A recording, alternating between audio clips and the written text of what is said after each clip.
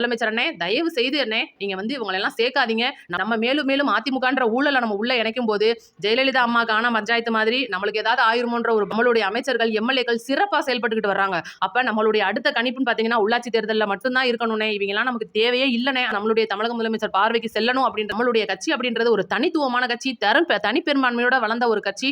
108 நம்ம பாத்தீங்கன்னா கிட்டத்தட்ட 150க்கு மேல ஜெயிச்சிருக்கோம்னே. நம்மளை ஏமாத்திருக்காங்கனே. தயவு செய்து மறு எண்ணிக்கைக்கு உத்தரவிடுங்க. அனைவருக்கும் வணக்கம். மெல்ல அதிமுகவாக மாறும் தமிழக வெற்றி கழகம். தமிழகத்தில் காலியாகும் பாஜக கூடாரம். இதுக்காக பார்த்தீங்கன்னா உள்ளாட்சி தேர்தலில் மாபெரும் சதி. இன்னைக்கு நம்மளுடைய தமிழக முதலமைச்சர் விஜய் அவர்களை எதிர்க்கிறதுக்கு டெல்லியிலேருந்து பெரிய அசைன்மெண்ட் ஒன்று கொடுக்கப்பட்டிருக்கு. இதை பற்றி நம்ம விரிவாக பேச போகிறோம். சேனலுக்குள்ளே வந்தவங்க தயவுசெய்து வீடியோவை முழுசாக பாருங்கள். வீடியோவை பார்த்துட்டு ஷேர் பண்ணி விடுங்க. எந்த அளவுக்குனா நம்மளுடைய தமிழக முதலமைச்சர் கண்ணில் படுற வரைக்கும் ஷேர் பண்ணுங்க. ஏன்னா இது ரொம்ப ரொம்ப முக்கியமான வீடியோ. இன்னைக்கு நம்மளுடைய தமிழக முதலமைச்சர் தமிழகத்தை எவ்வளவோ தூரம் மாற்றுறதுக்காகவும் மக்களை போதையிலிருந்து மீட்கிறதுக்காகவும் ஏகப்பட்ட வேலைகளை செஞ்சுட்டு இருக்கிற இந்த ஒரு சூழ்நிலையில உள்ளாட்சி அப்படின்ற அமைப்புக்குள்ள புகுந்து விளையாடுறதுக்கு டெல்லியிலேருந்து அசைன்மெண்ட் கொடுக்கப்பட்டிருக்கு. தயவு செய்து வீடியோவை உங்கள் குரூப்லேயோ வாட்ஸ்அப் குரூப்லேயோ போட்டு விட்டுருங்க. வீடியோவை பார்த்துட்டு உங்களோட கமெண்ட்டை சொல்லிடுங்க. இப்போ ஃபர்ஸ்ட் பார்த்தீங்கன்னா மெல்ல மெல்ல அதிமுக மாறிக்கிட்டு இருக்கு நம்மளுடைய தமிழக வெற்றி கழகம் அப்படின்றது முதல் குற்றச்சாட்டு. இது பார்த்தீங்கன்னா இன்னைக்கு நேற்று வைக்கப்பட்ட குற்றச்சாட்டு அப்படின்னா கிடையாது. வேட்பாளர் தேர்விலே பார்த்தீங்கன்னா நிறைய பேர் அதிமுக காரங்க பழைய ஆட்கள் இறங்கியிருந்தாங்க. ஐயா செங்கோட்டையன் அவர்களை தவிர்த்து. ஏன் அப்படின்னா செங்கோட்டையன் அவர்களை தவிர்த்து சொல்றேன் அப்படின்னா இன்னைக்கு செங்கோட்டையன் அவர்கள் தேர்தலுக்கு முன்னாடி நம்ம கூட சேர்ந்துட்டாரு, பயணிச்சிட்டு இருக்காரு. இன்னைக்கு நம்மளுடைய விஜய் அவர்களுக்கு முதலமைச்சர் விஜய் அவர்களுக்கு ஒரு நல்ல ஆலோசகராகவும் இருந்தாரு. தமிழக வெற்றி கழகம் ஜெயிச்சிருச்சு அப்படின்னா இன்னைக்கு நம்மளுடைய முதலமைச்சர் சீட்ல உட்கார்ந்துருக்காரு அப்படின்னா அதுல முக்கியமான பங்கு செங்கோட்டையன் அவர்களுக்கு இருக்கு. அதனால இதை பத்தி நம்ம அதை பேசவே விரும்பல. ஆனா எல்லாருமே ஒரே போல இருக்க போறாங்களா அப்படின்னு கேட்டீங்கன்னா அது மிகப்பெரிய கேள்விக்குறி. இன்னைக்கு நம்மளுடைய தமிழக வெற்றி கழகம் ஆட்சி அமைச்சதுக்கு அப்புறமா நிறைய தரப்புல இருந்து நம்மளுக்கு ஆதரவு அப்படின்றது ஒரு பக்கம் கிடைச்சிருந்தாலும் இன்னைக்கு மிகப்பெரிய ஒரு சதி திட்டம் அப்படின்றது தீட்டப்பட்டுக்கிட்டு இருக்கு. அதிமுகல இருந்து நிறைய பழைய எம்எல்ஏக்கள் பழைய எம்பிக்கள் நிறைய தொண்டர்கள் இந்த மாதிரி நம்ம கிட்ட சேரும்போது பாத்தீங்கன்னா முழுக்க முழுக்க இன்னைக்கு ஊழல் அப்படின்றவங்களுடைய பின்னணியா நம்மளுடைய தமிழக வெற்றி கழகம் மாறுறது அப்படின்றது குற்றச்சாட்டா நிறைய பேர் வைக்கிறாங்க. யாரு? நம்மளுடைய டிவிகேவுக்கு ஓட்டு போட்டா நம்மளுடைய சப்ஸ்கிரைபரும் சரி பொதுமக்களும் சரி. இது காரணம். இப்ப பாத்தீங்கன்னா இன்னைக்கு இந்த பாருங்க சில முன்னாள் அமைச்சர்கள் Kadambur Raju, C V Shanmugam, C Vijayabaskar அவர்கள் இவங்கெல்லாம் இணையறதா இருக்காங்க அப்படின்றது ஒரு தகவலா இருக்கு. இது எதுக்காக தமிழக வெற்றி கழகத்தை பாதிக்கும், இவங்களுக்கு என்ன நம்ம பொறுப்பா கொடுக்க போறோம், இதனால நம்மளுக்கு என்ன பிரச்சனை அப்படின்றது நீங்க எல்லாமே புரிஞ்சுக்கணும். இவங்க எல்லாரும் ஒரு காலத்துல எம்எல்ஏ எம்பி அமைச்சரா இருந்தவங்க. அவங்கவுங்க ஏரியாக்குள்ள அதாவது இருக்கிற உள்ளாட்சி அப்படின்ற அமைப்பை கையில வச்சுக்கிட்டு இருக்கிற ஒரு மிகப்பெரிய தலைகள் அப்படின்றது உங்க எல்லாருக்குமே தெரியும். உதாரணத்துக்கு சி வி சண்முகத்தை எடுத்துக்கோங்க, விஜயபாஸ்கர் எடுத்துக்கோங்க, நம்மளுடைய இதுக்கு முன்னாடி திருச்சியிலேருந்து சேர்ந்த வெல்லமண்டி நடராஜன் எடுத்துக்கோங்க. இன்னைக்கு திருச்சி சுற்று வட்டாரத்தை கையில் வச்சிருக்கிறது திருச்சி வெல்லமண்டி நடராஜன் அவர்கள் அதிமுக சைடில். இதே போல் திமுகவுலையும் அவங்கவுங்களுக்கு என்னதான் பெருந்தலைகளாக சில பேர் இருந்தாலும் ஊருக்குள்ளே இருக்கிற சில பேர் அவங்கவுங்க ஏரியாவை கையில் வச்சிட்டு இருப்பாங்க. ஏதாவது ஒரு ஏரியாவுக்கு ஏதாவது ஒரு முக்கியமான பிரச்சனைக்கு முதல்ல தலையிடுறது அவங்களா தான் இருக்கும். அப்புறம் தான் அந்த பிரச்சனை எம்எல்ஏக்கு போகும், அமைச்சருக்கு போகும், முதலமைச்சருக்கு வரும் அப்படின்றது இது எல்லாருக்குமே தெரிஞ்சது. இன்னைக்கு நம்மளுடைய தமிழக வெற்றி கழகத்தில் மாற்றுக் கட்சியிலிருந்து இணைகிற எல்லாருமே பாத்தீங்கன்னா ஊழலை பின்னணி கொண்டவர்கள் அப்படின்றது தான் நம்ம குற்றச்சாட்டா இருக்கும்போது இன்னைக்கு இவங்களுடைய அதாவது பாஜகல இருந்து பிரிஞ்சு வந்த அண்ணாமலை அவர்கள் இன்னைக்கு உள்ளாட்சி அமைப்புகள்ல நான் என்னுடைய வேட்பாளர்களை இறக்குறதுக்கு ரெடியா இருக்கேன் அப்படின்னு சொல்றாரு. முழுக்க பாத்தீங்கன்னா இன்னைக்கு தமிழகத்துல பாஜகவுடைய கூடாரம் அப்படின்றது காலியாகிட்டு இருக்கு. நீங்க பார்த்துட்டு இருப்பீங்க. இன்னைக்கு கூட பாத்தீங்கன்னா கோவை தெற்கு மாவட்ட முன்னாள் செயலாளர் பாத்தீங்கன்னா தலைவரும் பாத்தீங்கன்னா விலகிட்டாங்க. அது போக அண்ணாமலையுடைய ஆதரவாளராக இருக்கிற கரு நாகராஜன் அவர்கள் நேத்து அண்ணாமலை விலகின கையோடய விலகிட்டாங்க. ஆனா இன்னைக்கு நிறைய விஷயங்கள் வெளியில வந்துகிட்டு இருக்கு. என்னன்னா அண்ணாமலை அவர்கள் இன்னைக்கு விலகலங்க, அவர் விலகிட்டாரு டிசம்பர்லயே போன வருஷம்.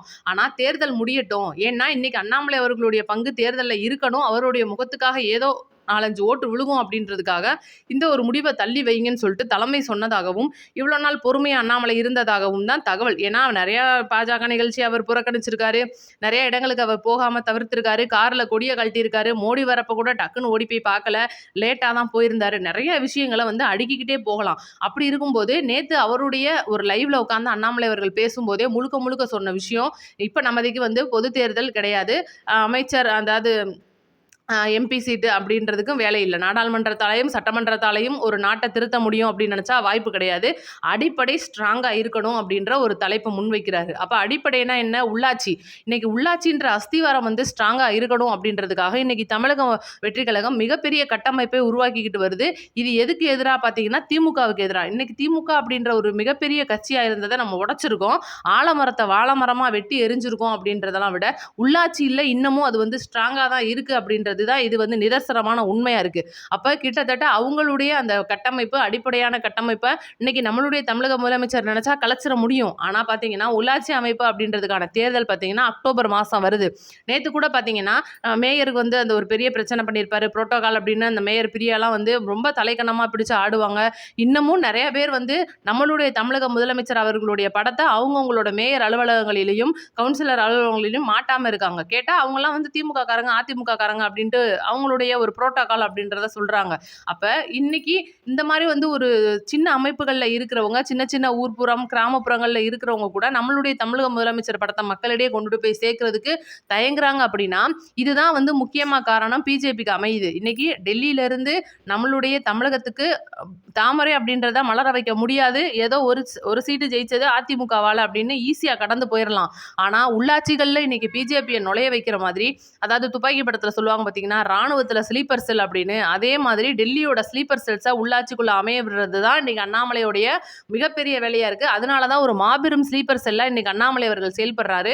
அதுக்கப்புறம் பாத்தீங்கன்னா, இன்னைக்கு பாஜகவுடைய கூடாரம் மெல்ல மெல்ல காலியாகிட்டு வருது. நயினார் நாகேந்திரன் அவர்கள் மிகப்பெரிய கோபத்தின் உச்சியில இருக்காரு. ஏன்னா இப்போதைக்கு அவர் தான் வந்து மாநில தலைவரா இருக்காரு. அப்ப இதுக்கான ஒட்டுமொத்த ஒரு பிளானும் பாத்தீங்கன்னா, நம்மளுடைய பாஜகவையே சேரும், அமித்ஷா அவர்களையே சேரும். இவங்களுடைய அந்த உளவுத்துறை ரிப்போர்ட் படி அடிப்படையில இன்னைக்கு தமிழகத்துல எக்காலத்திலும் வந்து பாஜக அப்படின்றது உள்ள நுழைய முடியாது அப்படின்றனால, உள்ளாட்சி அமைப்புகளை பிடிச்சிட்டோம் அப்படின்னா கண்டிப்பா இது வந்து அடுத்தடுத்த ஆட்சிகளுக்கு வித்திடும். வர 31 சட்டமன்ற தேர்தலில் இருக்கலாம். அது வந்து அதுக்கு அடுத்து அண்ணாமலை அவர்களை வந்து சிஎம்மா இறக்குறதுக்கு கூட அதிக வாய்ப்புகள் இருக்கலாம். இதுக்காகத்தான் அதிமுக காரங்களை வந்து டிவிகேக்குள்ள அவங்க இணைய வைக்கிறாங்க அப்படின்ற ஒரு கருத்துமே நிலவுது. ஏன் அப்படின்னா, இன்னைக்கு யோசிச்சு பாருங்க, நம்மளுடைய தமிழக வெற்றி கழக தலைவர் விஜய் அவர்கள் முதல்வரா தொடர்ந்துகிட்டு இருக்காரு. நெக்ஸ்ட் எலெக்ஷன், அதாவது 31ல வர்ற எலெக்ஷனை நீங்க இன்னைக்கு கையில் எடுத்து பாருங்க. அவங்களுடைய அடுத்த அந்த பரப்புரை அப்படின்றது எப்படி அமையும் அப்படின்றத நீங்க யோசிச்சு பாருங்க. ஊழலின் ஊற்று இன்னைக்கு டிவிகேக்குள்ள இருக்கு. ஊழலின் கூடாரமா இன்னைக்கு டிவிகே மாறி இருக்கு. ஒட்டுமொத்த ஊழல் பண்ணவங்களையும் நாங்க அங்க அமுச்சிட்டோம் அப்படின்னு இன்னைக்கு அண்ணாமலை அவர்களும் சரி, எடப்பாடி அவர்களும் சரி, ஸ்டாலின் அவர்களும் சரி பரப்புரை பண்றதுக்கு அதிக வாய்ப்புகள் இருக்கு. இன்னைக்கு ஜென்சி தான் வந்து நம்மளுக்கு மிகப்பெரிய துருப்பு சீட்டு.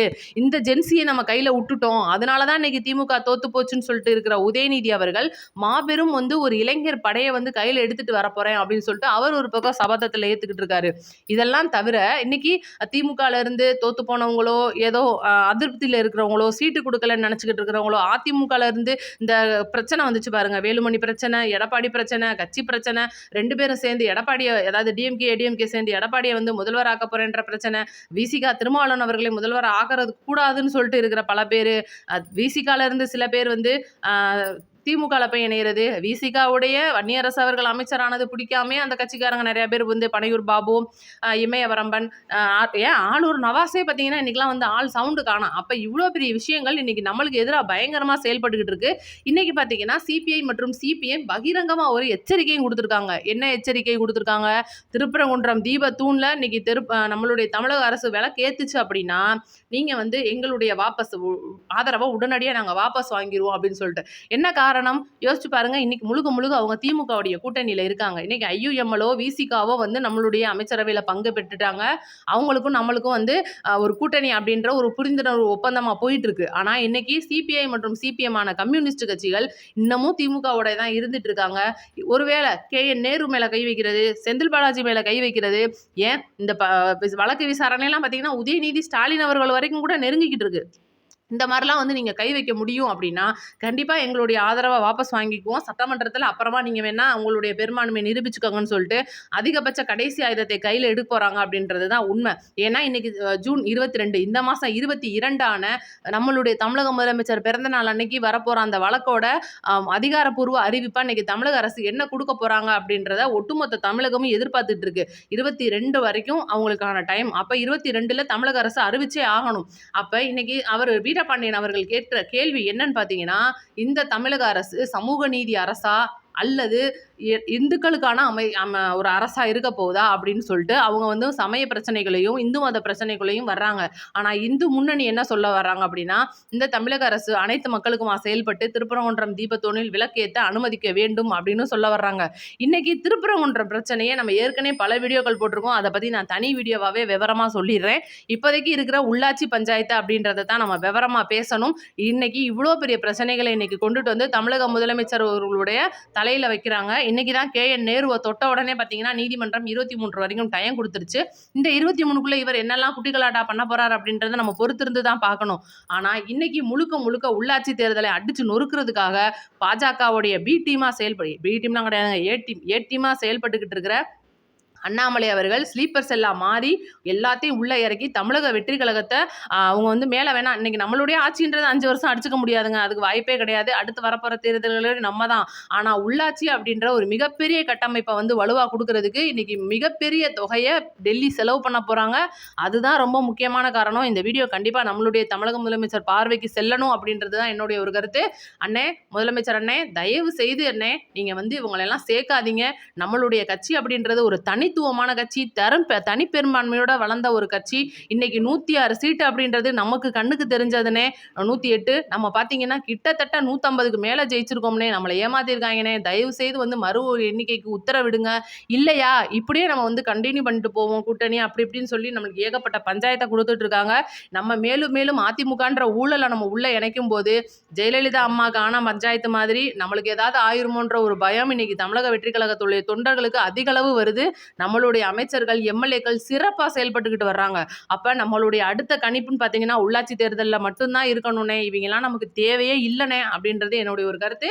தயவு செய்து மக்களே உங்களுடைய கருத்தை கமெண்ட்ல சொல்லிட்டு போங்க. இதுக்கு அடுத்து பெரிய பெரிய விஷயங்கள்லாம் விட நம்ம வீடியோவில் வந்துடுறோம். நோட்டிஃபிகேஷன் ஆன் பண்ணி வைங்க. நன்றி, வணக்கம்.